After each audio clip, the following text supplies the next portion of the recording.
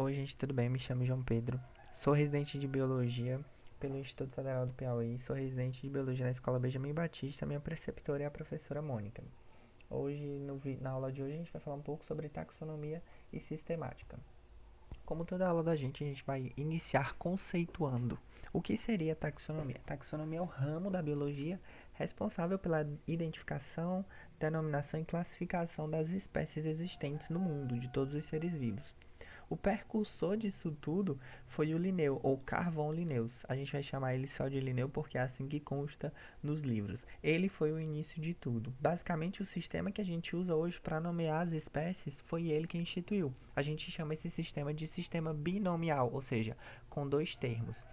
E aí, esses dois termos é referente à nomenclatura da espécie. Por exemplo, a gente tem aqui a Viola sororia, que é uma espécie de violeta. E o nome de uma espécie ele é dividido em duas partes. A primeira é referente ao gênero ao qual aquela espécie pertence, e a segunda parte é referente ao epíteto específico. O epíteto específico quase sempre está associado a alguma característica marcante daquela espécie. Pode ser a cor, a forma que ela aparenta, ou às vezes uma homenagem à pessoa que descreveu aquela espécie pela primeira vez. Já a sistemática, a gente pode ter ela como um campo mais amplo. Ela vai incluir tudo isso que a taxonomia faz, que é identificar, denominar e classificar as espécies, só que agora estabelecendo as relações evolutivas entre esses seres vivos. E aí essas relações elas podem ser estabelecidas em qualquer hierarquia taxonômica, a gente vai já falar sobre isso. Quanto aos sistemas de classificação, eles podem ser artificial ou natural. Os artificiais são aqueles que não se baseiam em relação de parentesco evolutivo entre os grupos de seres vivos. Já aqueles que são o sistema de classificação natural, ele vai procurar estabelecer e compreender essas relações de parentesco. E essas relações de parentescos, elas podem estar presentes em qualquer um dos níveis de hierarquia taxonômica. Os níveis de hierarquia taxonômica são reino, filo, classe, ordem, gênero e espécie. Tem a família também, família, gênero e espécie. Sugiro que vocês anotem qual é essa hierarquia taxonômica, tanto do mais superior, que é o reino, que é o mais amplo, que engloba mais seres vivos, quanto ao de espécie, que é específico de um organismo. Para estabelecer uma ordem ou um padrão no mundo todo, a gente tem os códigos internacionais de nomenclatura. No caso dos animais, é o Código Internacional de Nomenclatura Zoológica, e no caso das plantas, é o Código Internacional de Nomenclatura Botânica, certo?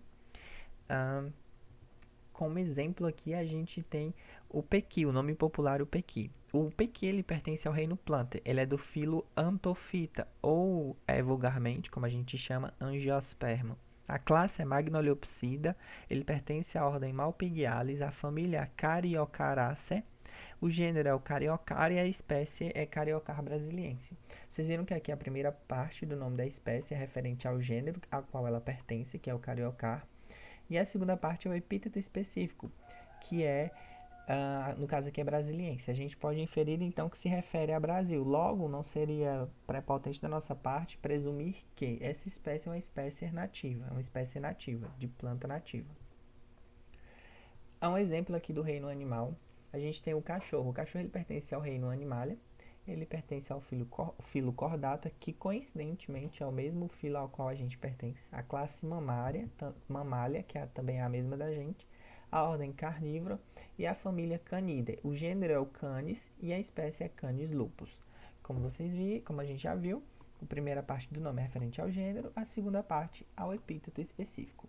Aqui a gente adicionou uma subcategoria posterior à espécie, que a gente vai chamar aqui de subespécie.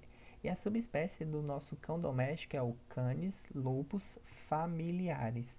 Esse familiares aqui é referente ao fato de ele ter sido domesticado. Então, é uma espécie de variedade da espécie Canis lupus, né? E essas subcategorias, elas podem aparecer em qualquer um dos níveis hierárquicos taxonômicos. Eu posso ter um subfilo, uma subclasse, uma subordem, uma subfamília ou um subgênero. E qual a importância disso tudo? A importância é que isso vai facilitar a comunicação entre as pessoas no mundo todo, né? De diferentes nacionalidades ou idiomas. Por exemplo, a espécie humana, o nome científico dela é Homo sapiens. E ela vai receber esse nome no mundo todo. Ou seja, se eu publicar um artigo em português, inglês, espanhol ou em mandarim ou qualquer outro idioma, a nomenclatura da espécie humana sempre vai ser Homo sapiens. Todas as espécies, o nome científico das espécies, ele é em latim, porque o latim é, entre aspas, uma língua morta, ou seja, ela não vai mais sofrer alterações ortográficas. Então, a gente não tem o risco de, sei lá, ocorrer uma mudança na ortografia, nas ordens ortográficas, e daí a gente ter que mudar o nome de todas as espécies. Então, já descartamos essa possibilidade. E afinal de contas, o que seria uma espécie?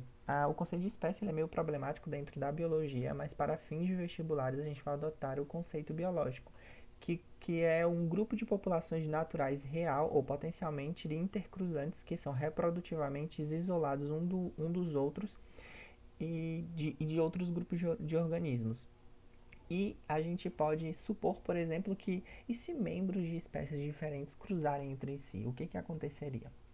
Bom, o que aconteceria é que certamente, caso gerasse o desenvolvimento de um embrião, a gente teria a formação de um híbrido. E é interessante ressaltar que os híbridos eles não conseguem se reproduzir, seja por questões hormonal ou por questões na formação das células reprodutivas, porque eu vou ter uma incompatibilidade de número de cromossomos. Um exemplo aqui é quando uma égua e um jumento eles cruzam entre si, são animais de espécies diferentes, e vão gerar os híbridos feminino, a mula, e o masculino, o burro. É importante ressaltar que o conceito biológico de espécie ele apresenta algumas limitações ou problemáticas. Por exemplo, ele não é válido para seres que se reproduzem assexuadamente, como o vírus. O vírus ele é um ser peculiar que ele desafia até o conceito de vida para a biologia. Né? Nas próximas aulas a gente vai estar falando um pouco sobre isso. A gente não pode mapear todos os cruzamentos que ocorrem na natureza, então a gente não pode afirmar com certeza que organismos de diferentes espécies ou subespécies não podem gerar prole fértil entre si, porque a gente não tem esse controle de todos os cruzamentos que ocorrem na natureza. A história da classificação está sempre em constante mudança, incluindo atualmente. Mais à frente a gente vai falar sobre a nova proposta de classificação para os seres vivos. Mais à frente não, em outra aula. Tudo começou com Aristóteles, que é tido como o pai da classificação para a biologia. Ele separou os organismos em com sangue e sem sangue. Né? E dentre os sem sangue estavam as plantas, os minerais, etc. Depois veio Linneu, que é o pai da taxonomia moderna, e ele basicamente abrangiu todos os organismos e ele se baseava na semelhança entre esses organismos. E a nomenclatura, como a gente viu que a gente usa hoje, que é a nomenclatura binomial, quem instituiu foi ele. Então as influências de Linneu ainda hoje perduram. Posteriormente a gente teve Haeckel, que ele teve a preocupação de representar a relação entre os organismos, mais especificamente entre os animais, as plantas e os protistas. Esse esquema que tem aqui do lado representa muito bem a árvore que Haeckel propôs, estabelecendo a relação entre esses três reinos. O Monero ele foi acrescido posteriormente por Copland. Whitaker e a famosa divisão dos 5 reinos. Os reinos que a gente conhece hoje, ou que tem na maioria dos livros, que é o reino Plantae, Fungi, o Animalia, o Protista e o Monera, foi proposta por ele, lá em 1959, mas com algumas alterações posterior, lá em 1969. E ele se baseou nos níveis de organização do corpo. Então, ele dividiu os organismos baseado na organização das suas células. Se ele era um ser unicelular eucarionte ou um ser unicelular procarionte. Se ele era um ser multicelular ou multinucleado eucarionte. E assim sucessivamente. Aqui tem um resumo bem interessante, um esquema que resume toda esse desenvolvimento da classificação biológica. A gente tem aqui primeiro Aristóteles e Linneu, que a gente tinha somente 2 reinos, que era o Animalia e o Plantae, ou seja, todas as plantas estavam tudo em um bloco só, todos os animais estavam todos em um bloco só. Depois a gente teve o acréscimo do Protista por Haeckel, depois de Monera por Copland e depois do reino Fungi por Whitaker. O Waze, em 1977, ele não mudou a última classificação proposta lá por Whitaker, mas ele acresceu um outro nível de organização superior a reino, que a gente vai chamar agora de domínio, que a gente usa até hoje e é chamado de a classificação dos 3 domínios. Ele propôs o agrupamento dos organismos em 3 domínios diferentes, um chamado de Archaea, outro de Bactéria e outro de Eucária. Tudo isso baseado em aspectos evolutivos a partir da comparação de sequências de RNA desses organismos. Quando eles fizeram essa nova proposta, eles basicamente dividiram o reino Monera em dois domínios diferentes, entre o Archaea e o Eubacteria. É que eu coloquei aqui Bactéria, mas a escrita correta é Eubacteria, viu? Atentem a isso. E os protistas, o fungi, o planta e o animalia ficou todo mundo incluso no domínio Eucária. Esse quadro aqui foi tirado de uma questão do Enem de 2017. A questão pedia basicamente quais os critérios utilizados por Weiser para montar esses três novos domínios. E toda essa distribuição nesses três domínios foi baseada em aspectos evolutivos a partir da comparação das sequências de RNA desses organismos. O link para a atividade vai estar aqui na descrição.